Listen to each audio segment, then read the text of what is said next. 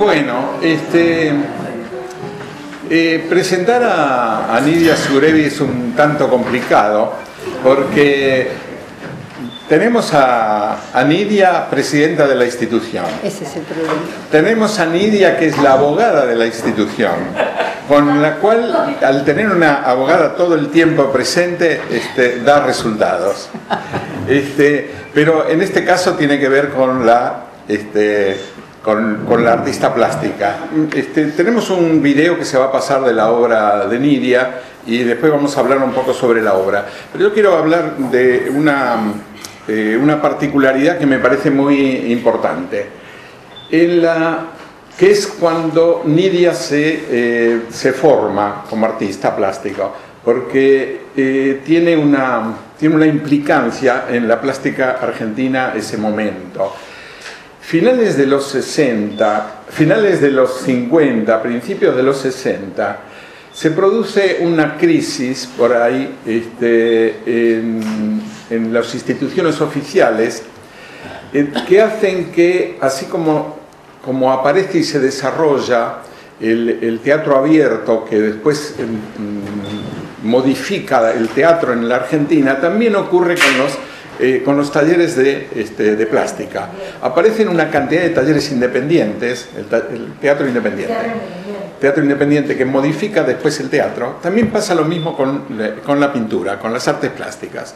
Aparecen un montón de talleres que son muy relevantes para las generaciones que después vienen. Está el taller de Petoruti, que fue muy importante, un taller que no se habla más pero que fue muy importante, el de Cecilia Markovich, que fue importantísimo, el de Bate Planas, el de Castañino, claro, lo dejo para el último, Urruchúa, porque es donde se formó. Y Cecilia Markovich fue la maestra de Urruchúa. Ah, sí, Cecilia Markovich fue la maestra de Urruchúa. Esto tenía una particularidad, mientras que el aprendizaje en las escuelas de arte, hay muchos profesores que cada uno se ocupa de una materia, de un tema, digamos. Cuando es un taller de un maestro, está centrado en él. El maestro no es solamente alguien que enseña, sino en alguna medida una forma de vida, transmite una cosa mucho más global, más unida, y por eso fue muy importante esa formación. ¿Y por qué digo todo esto? Porque no es para nada ajeno a eso el que Nidia, de pronto, yo no sabía qué iba a traer, porque ella puede llegar a hacer ensamblajes con relieve, puede llegar a hacer esculturas en algún momento, pintura, dibujo, es decir, en alguna medida esa visión de los talleres independientes donde se desarrolla el concepto de creatividad, más allá de las técnicas específicas. Hay collage, hay dibujo, hay pastel, no sé, por ahí hay más cosas también. Tipo monocopia. Monocopia, claro. Bueno, y todo eso yo creo que no es ajeno a ese tipo de formación que fue tan importante y que abrió en una buena parte las investigaciones de una cosa más académica que había en la Argentina. Y que eso se siente en la obra de Nidia muy bien. La muestra es muy linda, yo me sorprendí, es realmente muy linda, muy coherente, muy unida toda, muy concreta, y con mucha fuerza y al mismo tiempo mucha sutileza. Bueno, el taller de Urruchúa, yo no lo conocí, tenía una forma pero muy particular. tenía unas formas particulares porque estaban basadas en la metodología que inventaba el maestro. Y yo sé que el taller de Urruchúa era una especie de taller muy sagrado, ¿no? Las opiniones de él. Mira, una cosa, también nosotros, tanto Bernardo como yo, concurrimos un tiempo al taller de Pompeyo Audibert, que éramos 6 alumnos nada más, él no quería tener más alumnos y él era terrible como persona, era terrible, y como maestro era muy severo, y nunca jamás nos dijo que estaba bien algo. nunca, jamás. Pero después resulta que una vez, no sé, no me acuerdo con quién nos encontramos, no, ustedes son los alumnos de Audiver porque él habla maravillas, a nosotros jamás nos dijo nada. Era terrible, terrible. Ahora, totalmente otra personalidad con Urruchúa, y se tenían un celo terrible cuando Urruchúa se enteró que nosotros estábamos también en el taller, íbamos a los dos talleres, era terrible, estuvieron un tiempo sin hablarse. Claro, porque una particularidad que tenían esos talleres es que, digamos, el maestro también era un maestro de vida en alguna medida. Es, con él sí, más que nada. Con todos, era un maestro de vida. Sí. Más que nada en ese caso, porque la formación era muy autodidacta. Uno llevaba lo que había hecho, se discutía sobre el tema, él hacía algunas correcciones, bueno, con su particularidad como era él, ¿no? Y sí, teníamos el taller de dibujo, que eso íbamos también cuando queríamos. Uno estaba en la calle San José, la que está por el Congreso, ¿no? San José, San Peña, San José, sí, o sea, San José se llama, que era un bar antiguo, un boliche total, y nos habían cedido el sótano. Entonces se había perimetrado un poquito, porque trabajábamos con modelo vivo, con tamaño natural, y Urruchúa iba una vez por semana a ver los trabajos, y andaban las ratas caminando, era un desastre. Y nos echaron porque no pagábamos el alquiler. Ahí. Entonces nos fuimos a Saavedra, que estaba arriba, en un segundo piso, primer piso. Sí, no segundo piso, creo. Sí, y eso no sé si vos te acordás, era todo vidriado. Sí, mucho sol, el frente era vidriado. Bueno, y había gente que iba a trabajar a pintar directamente. Y me acuerdo que, no me acuerdo quién era, había dejado un modelo que era una naturaleza muerta. ¿Qué pasó? No, nada, una lechuza. Una naturaleza muerta en la que había dos morrones, que en su momento habían sido verdes. Y como la dejó, no sé, unos días, volvió y armó un escándalo que le habían cambiado el modelo, porque los morrones se habían puesto colorados. Estaba tan enojado, y no, se habían madurado. Y bueno, y de ahí también nos tuvimos que ir porque no se podía pagar el alquiler.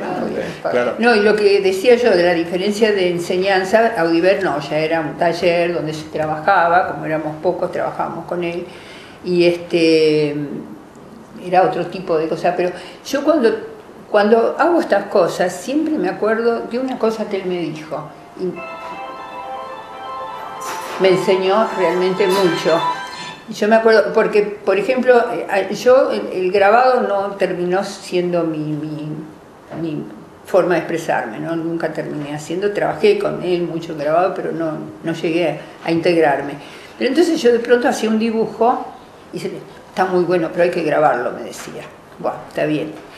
Y me acuerdo que había hecho justo unos temas de estos como una marcha, una manifestación. Y él lo miró y me dijo, bueno, está muy bien, pero no hay que contar la manifestación, hay que decir la manifestación. Y a mí me sirvió tanto eso, y siempre que hago algo me acuerdo de eso. Y era un gran maestro, realmente era un gran maestro, y aprendimos muchísimo con él, y mucho, no como aprendimos con Urruchúa, que era forma de vida, ubicación en lo que es el arte. Con él aprendimos oficio realmente. Y abrir un poco la cabeza, que también Urruchúa era bastante ortodoxo y cerrado. Él discutía a Picasso, por ejemplo. Sí, claro. Sí, lo que ocurre también es que uno podría mirar toda esta obra y decir, son dibujos. No estoy tan seguro que sean dibujos, porque tienen recursos de la pintura, recursos del collage, recursos de otros elementos, y el resultado, algunos son un poquito más dibujísticos, otros no tanto. Y en verdad no me preocupó. Ya sé, sí, me imagino. No me preocupó, me imagino, claro. Porque yo pienso que digamos, el punto donde se separa una cosa de la otra no existe. Y más en esta época, yo creo que está todo muy junto, muy mezclado. Aparte yo pienso que es más el resultado lo que interesa. Después, bueno, si sirve o no sirve es otra historia. Pero de verdad nunca me preocupó. Lo que pasa es que también es como decíamos, el material influye. Una cosa es el papel, otra cosa es la tela, la pintura, es distinto, es distinto. Y yo trabajo mucho con collage porque, no sé, encontré una forma que me siento muy cómoda, tanto en los ensamblados como en esto que tiene muchas cosas. Es decir, así como alguien hace una mancha y de ahí sigue, yo de pronto tiro las formas y de ahí parto. Creo que es lo mismo. Sí, sí. Sí, por ahí me da la impresión que los ensamblados y esto tienen que ver. Tienen mucho que ver, claro, en cuanto que son como, no sé, módulos en crecimiento, donde se va agregando otro. No, por ahí no hay un partir de una totalidad, sino todo lo contrario. Llegar a una totalidad. Es que fíjate vos, yo tengo muchas más cosas hechas, ¿no? Y yo seleccioné para hacer. Pero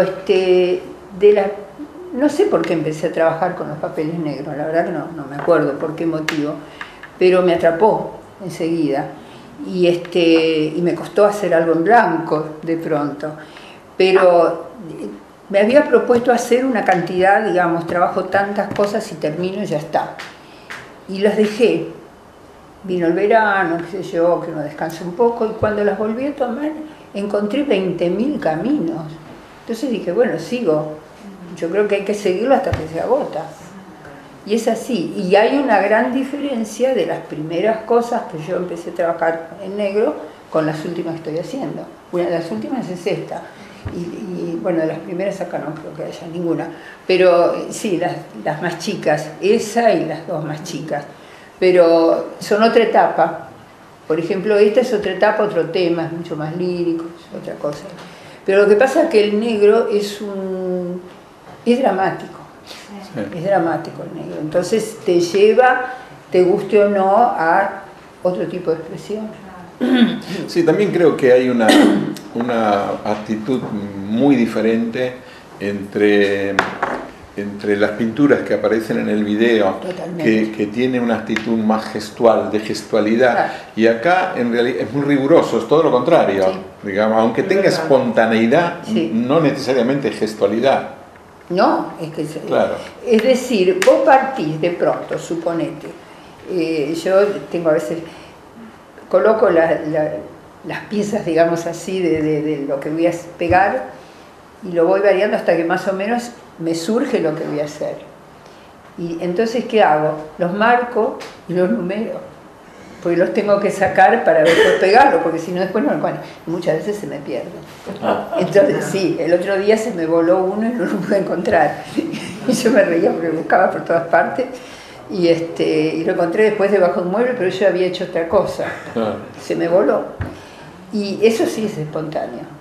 Pero cuando yo empiezo, más o menos tengo una idea de lo que voy a hacer, que después se modifica totalmente, si no sería terrible, ¿no?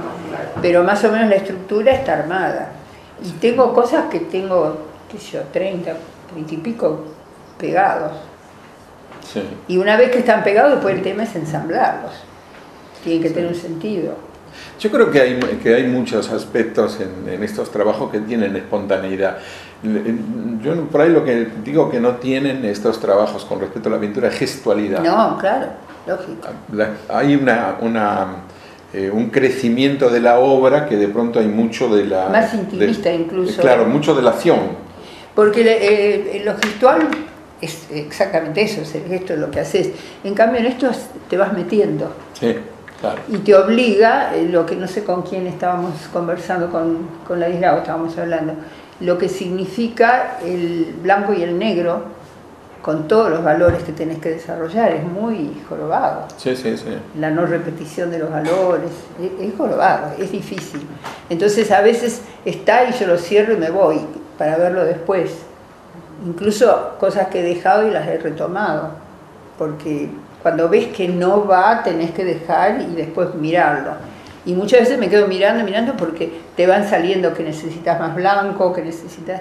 Es así. ¿Cómo te orientás en el momento de empezar, como si entras al taller? ¿Cómo orientás qué es lo que vas a hacer? ¿De qué manera empezás a trabajar? Y depende, pero... ¿Con los materiales?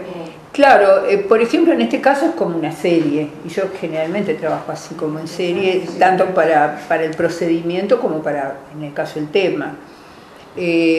Por ejemplo, las maderitas, por más que son abstractas, tienen su tema, casi todas tienen tema. No sé, yo pienso que cuando estás hablemos mal, embalado en algo, estás trabajando en algo, una cosa te lleva a la otra. Entonces de pronto vos estás trabajando y ves un pedacito que te interesó y eso después lo desarrollás. La base, hoy veníamos hablando con Macchione, yo creo que se hace haciendo. Es decir, si uno no está trabajando, no hace nada. En cuantito entras a trabajar, ya seguís, necesitas seguirlo. Hasta lo que decíamos recién, se cortó. Y si se cortó, yo creo que hay que dejar y pensar en otra cosa. Porque si no es una repetición de uno mismo y una cosa que no tiene espontaneidad. Sí.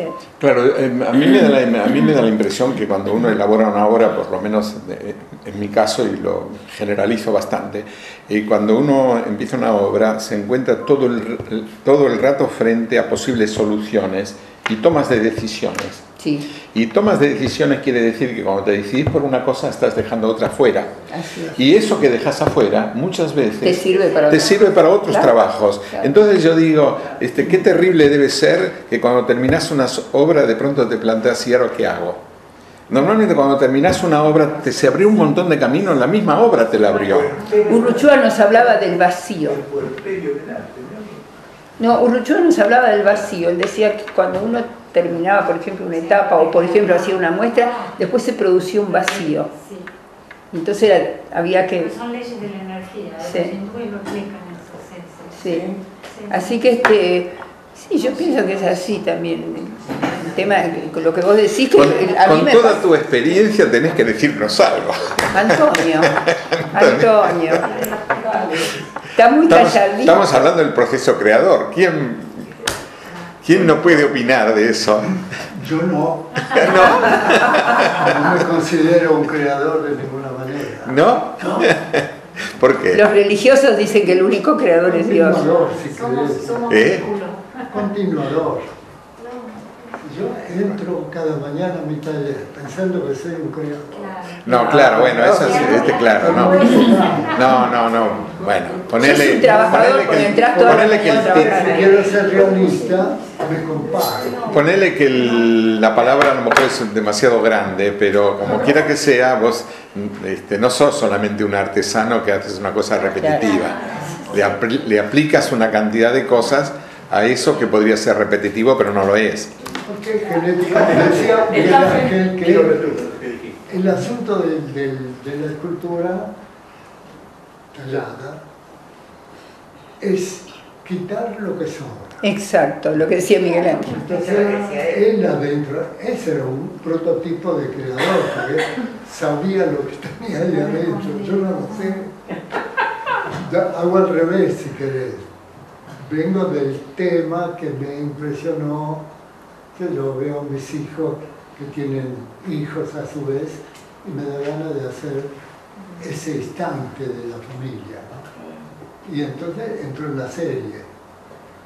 Ahora estoy con una serie de pareja doble, no sé qué pasará con eso, pero siento el placer y la alegría de seguir trabajando. Me cuestiono cada vez menos, me acepto más como... ¿Y antes por qué te cuestionabas? ¿Por qué te cuestionabas antes? Porque quería ser cada vez mejor y cada vez mejor y cada vez mejor. Llega un momento que no sabes si tenés realmente esa condición de ser mejor. No lo sé. Nuestro maestro decía que se nos acaba el tabaco. Yo una vez vi una cosa que me pareció maravillosa y siempre me marcó. En Oruro, en Bolivia, fuera del pueblo, en unas excavaciones que había unos arqueólogos, había un grupo de músicos, y eso tiene que ver con la música, eran 4 o 5 músicos que tocaban unas tarcas de diferentes tamaños. Tocaban ahí. Y uno de ellos se separaba y se iba a un lugar y se quedaba calladito y volvía y empezaban a tocar. Entonces yo me llamaba mucho la atención y le digo al arqueólogo, ¿qué están haciendo? Y me dijo, vení. Y me lleva hasta ahí, el arqueólogo trabajaba ahí en la zona, los conocía. El que se separaba iba hasta un lugar, se quedaba en silencio y volvía y les decía a los músicos, la montaña me dice la. En realidad, él era el creador, pero él se sentía un intérprete entre la naturaleza y los músicos. Por eso somos co-creadores. Fíjate, en alguna medida esto, pero él era el creador de la música, pero él se sentía el intérprete, y era la montaña la que le decía la música. Qué gracioso. Y el músico también, lo que vos me preguntaste a mí. Claro, de pronto tengo, emocionalmente tengo la sonoridad que quiero darle a eso que estoy. Entonces, como yo estoy conmocionada por una idea, por ejemplo, en tu obra, Miel, me subyugaba toda esa cosa así profunda que había, por eso hay más una música más meditativa en tu obra, ¿no? De sonidos largos, empiezo así, tratar de eso que yo siento, encontrar el sonido que lo refleje, ¿no? Claro, es como de pronto nosotros pensamos una obra y la planteás, por ejemplo, en un color o en... Yo pienso que dice todo Antonio. muy individual, muy subjetivo. Claro, sí. Imagínate lo que me decía Guastavino. Yo pienso que Mozart era así, directamente se sentaba y escribía, ¿no? Pero hay otros músicos torturados, el mismo Beethoven. Claro. Se nota, han quedado sus escritos, las tachaduras, las correcciones, las vueltas hacia algo. O sea que cada uno marca su identidad de Celebrar a Lidia. Ay, gracias. Por esta muestra, porque es la que tenemos acá, la hemos visto todo, La verdad que maravilloso. hemos sentido enormemente, cada uno con su sensibilidad, quería que lo expresemos, no sé si a los gritos Uy. o con un aplauso. Con una Muchas gracias.